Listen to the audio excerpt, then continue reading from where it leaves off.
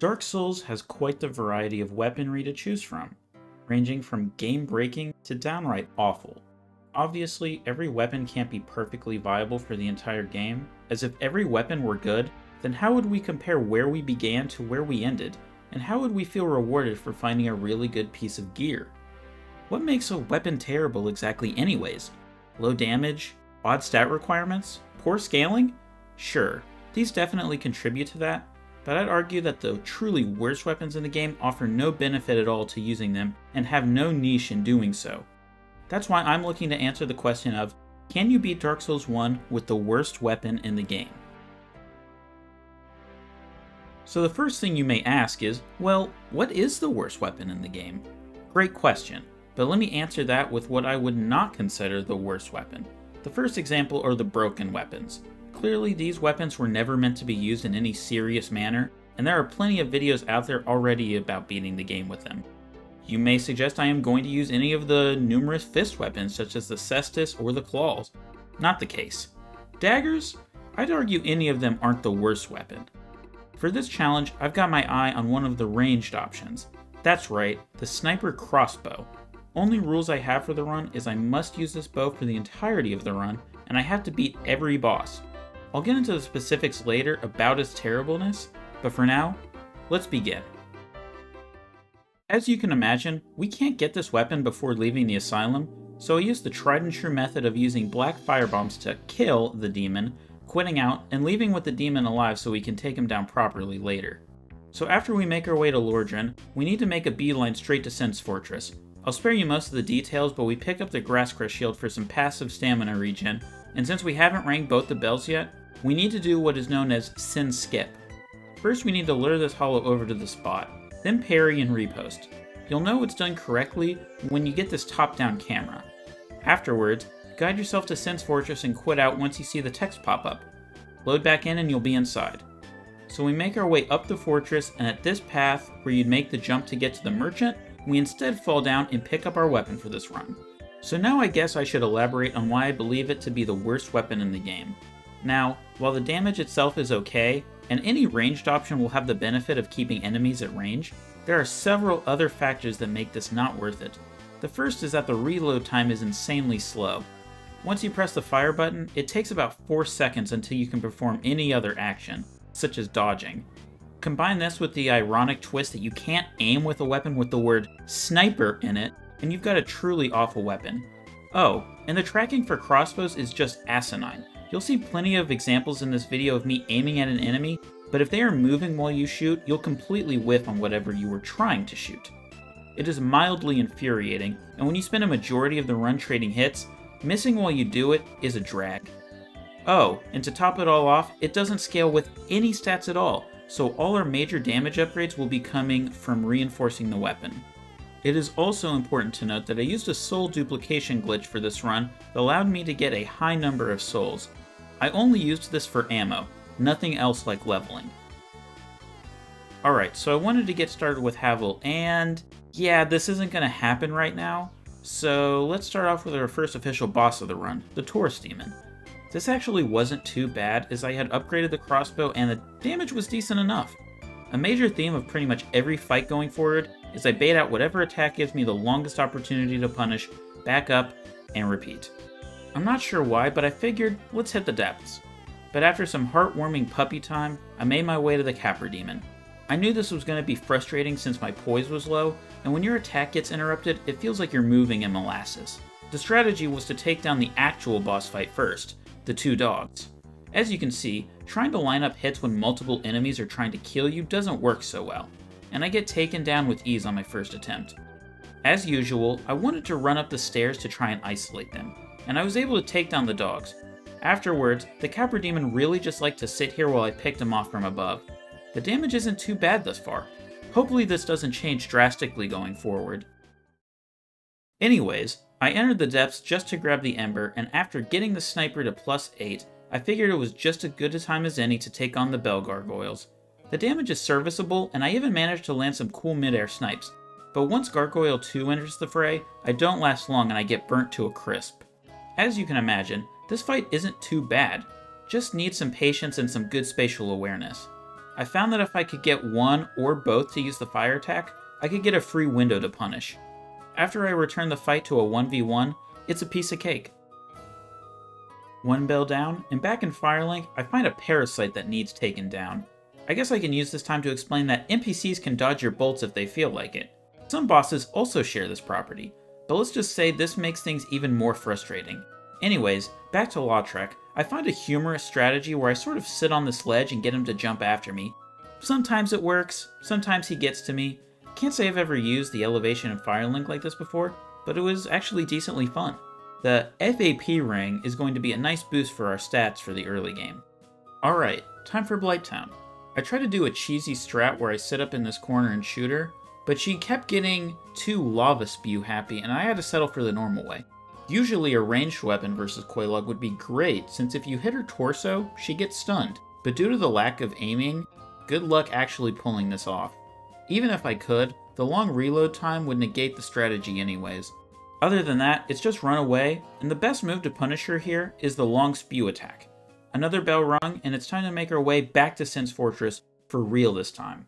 But first, I decided to make a T-tour to the Great Hollow to try for some upgrade materials, but quickly realized this would be a bust since I don't one-shot the lizards, and I'm way too slow to get off another attack consistently. I do grab a chunk down here, however. And before Sin's, I make my way to the New Londo ruins for some resources. The first thing I need to do is kill Ingward, but he's inside the ghost house, and at such a low level, it would be complete luck if I would make it in there. You remember how I said you couldn't aim with this thing? Well, that's a bit of a lie. You can, but you need the binoculars. You won't have a reticle, but it makes it a lot more consistent, and after a couple of shots we get the key, drain the water, and I wanted to get both the very large ember and all the titanite chunks I could from here that didn't need to be farmed. Alright, so finally I'm in Sin's Fortress, and the first thing I wanted to do was get enough upgrade material so I could get the sniper to plus 11. And so we don't have any problems during the upcoming drawn-out fight. I kill the bombs the giant was throwing at me, and yeah, this is a fight. There isn't much to say here. He's quite tanky, but I feel that 85 damage is more than I thought I would be doing, so that's a pleasant surprise. Wasn't able to get any staggers, but after about 6 minutes of back and forth shooting, we can enter Anor Londo. Neat little fun fact here is that I can't shoot the giant from here, oddly enough. Seems to be an invisible wall. I kill him for his hubris, and we take the chunk, which will be useful later. Yeah, Anor Londo, rafters, archers, havels, you get the picture by now. Oh, and the Hawk Ring. It won't do a ton, but it will help improve my range just a bit, and as such, damage drop-off won't be as severe. Alright, so for ONS, I employed the same strategy I've used every time thus far by dodging and shooting. I felt that for this fight, trying to kill Ornstein would be too difficult since he's fast and likes to dodge your attacks. So for phase 1, I tried to get Smo when I could. This meant having to always know what Ornstein was doing. I could only reliably get hits on Big Boy when Ornstein was just casually walking. Oh, and I really hate that Smo's hammer blocks your shots. Anyways, on my second attempt, I managed to get to phase 2. My strategy for Super Ornstein was similar to my Greatbow video, where I got him stuck behind a pillar and into a loop where he continually tried to throw lightning at me. Is it an honorable victory? Maybe not, but it is a victory nonetheless. After the fight, we take out Biggest Titus, and I think it's time to start getting some DLC work done. So we head off to the forest so we can take on the Great Grey Wolf Sif. While the fight isn't the toughest, Sif can be quick and can catch you with some of his attacks if you aren't careful. I found that punishing the double spin attack was the best course of action. I got caught by a couple of stray attacks here or there, due to my own carelessness, but the dog goes down with ease. Next. I then decided it was time for the Duke's Archives, and damn it, I always forget to do this. One place Lord Vessel later, and we're here. The bolts do pretty much nothing against the boars, so I'll have to live without this first bonfire. I then made what some might call a mistake. I did the usual get killed by Seath and imprisoned, but I realized that you can't kill the lizard with the crossbow. So if you want to consider this run failed, then please do so guilt-free. However, my justification here is that the Duke's Skip does exist, so I would have a workaround anyways. Several methods, in fact. After stopping the Snake Rave, I made my way out of prison and through the cave to fight Seath. It's a good time to mention that in between all this, I went to the Valley of Drakes to get the Red Tearstone Ring. This is the only fight I used it in really, because Seath is so slow, I have little worry about the long recovery time of the crossbow screwing me over, so any extra damage to help make the fight go faster is nice.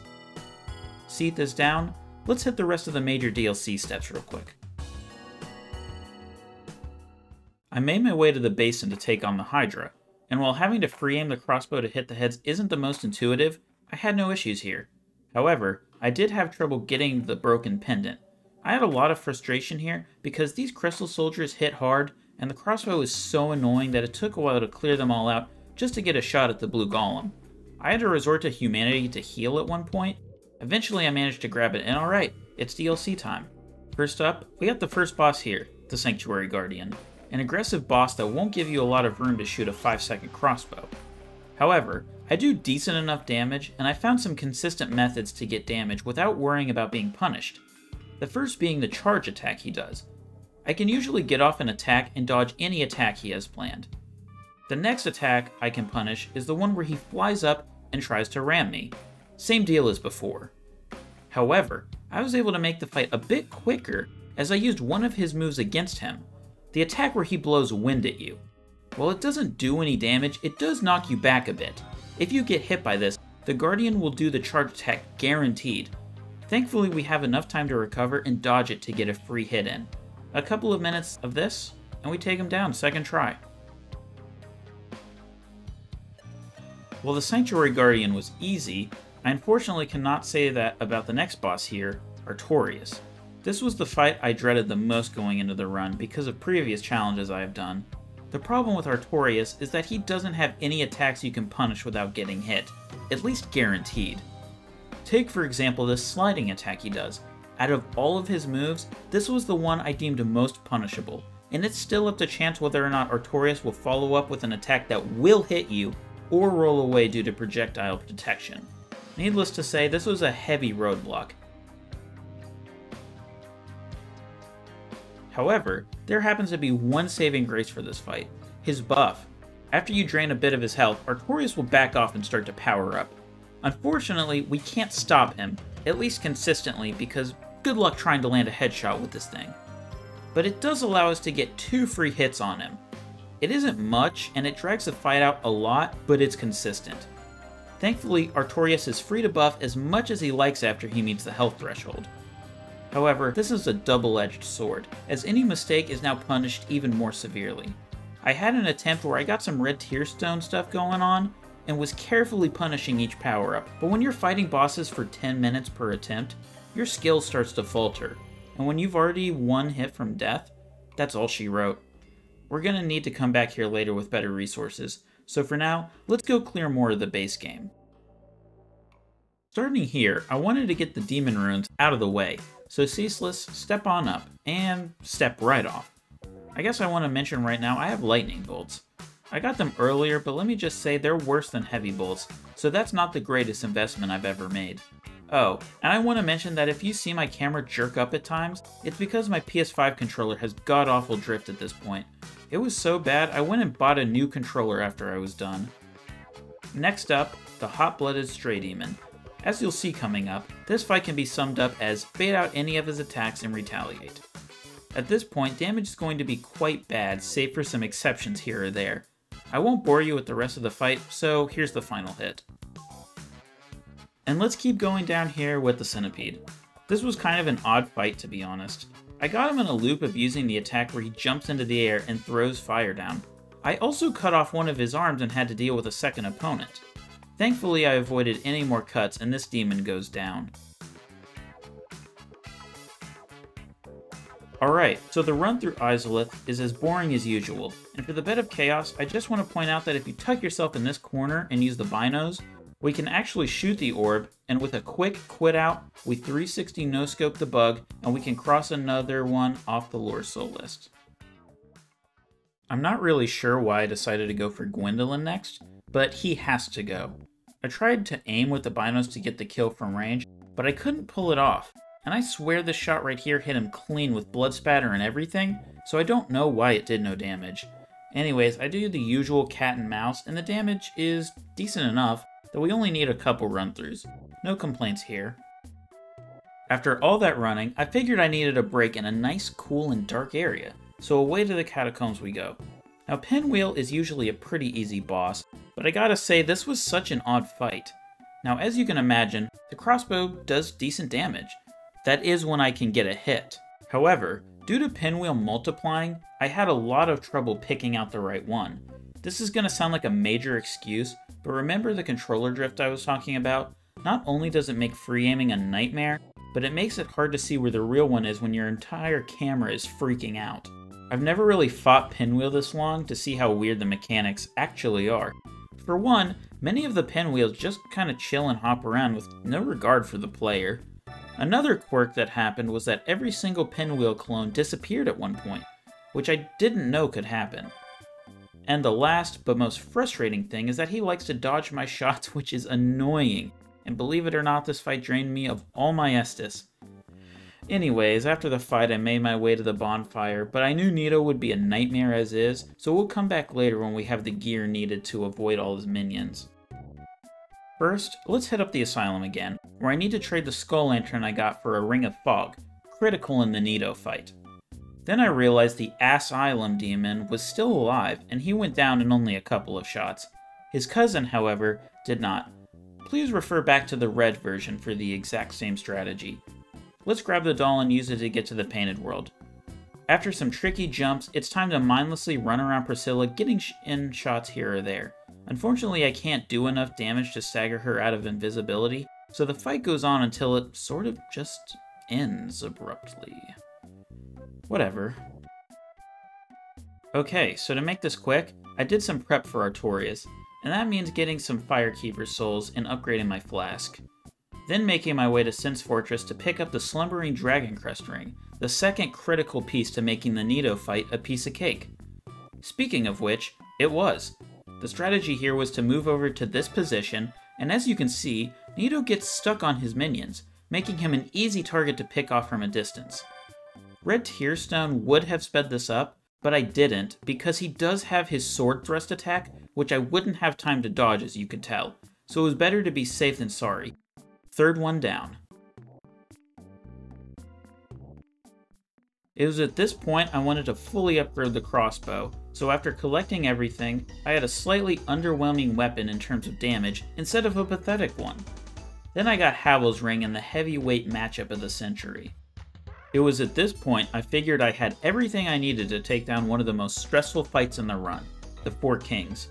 As you may have noticed, I've been putting levels into Vitality. I usually don't like to level up my health so much, but I think it was necessary for this challenge, at least to a scrub like myself. Anyways, for as tough a fight as the Four Kings is, especially with the restrictions I put on myself, there isn't that much to say. Let's just be honest here, it's just get close to a king, spam the fire button, and pray to God you don't get ganked too badly by the other kings. The recovery time obviously sucks, but we have a good amount of healing to help take the heat off of us. And we needed every single flask here. Maybe I got lucky, but I was able to take them down first try, which is always nice. I wish you the best if you tried them yourself with this weapon. At least we could beat the game now if we wanted. But obviously, we aren't done here. It's time to take on Artorias again. The increase in health and healing supplies really make a huge difference here. I was able to get in shots occasionally and punish him powering up. I got a bit reckless near the end and almost ruined everything at the end of this 22-minute fight. Thankfully I clutched up, and it's time to tackle the rest of the DLC, which thankfully isn't anywhere as bad as this fight is. I collected the silver pendant and it was time for Manus. So what you want to do is line yourself up here, and you should be able to hit him outside of the arena for a free kill. But we all know that would be lame for me to showcase, so I did it legit. Not that it was too bad. His attacks for the most part were pretty punishable. A favorite of mine was the hand slam attack. I also managed to land a lucky headshot a couple of times for some extra damage. Magic phase was just spam the pendant, and that's all there really is to say about this fight. So onward to the last DLC boss, Halamite. You already know the deal of getting Goff to help, so during my first fight, I got fried due to being careless, but overall, this fight wasn't too bad either. Punishing his fire-breathing attacks with good spacing was consistent, and if you could get him to do the tail slam, that was also a good opportunity for some damage. I also managed to land one singular headshot by accident. So that was nice because, let's be honest, that alone probably saved me 5 minutes on this fight. With the winged beast down, let's wrap up the rest of the game. All that's left is the Moonlight Butterfly, which went down quick as you can imagine, since range is much preferred in this fight.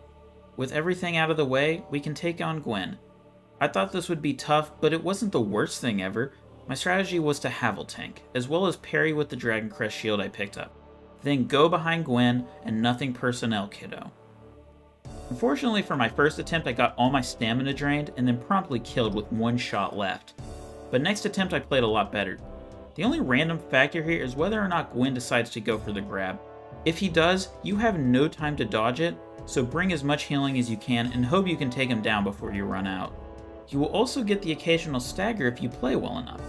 But with the last bolt fired and Gwen laying dead, we end the run and see that you can beat Dark Souls with, arguably, the worst weapon in the game.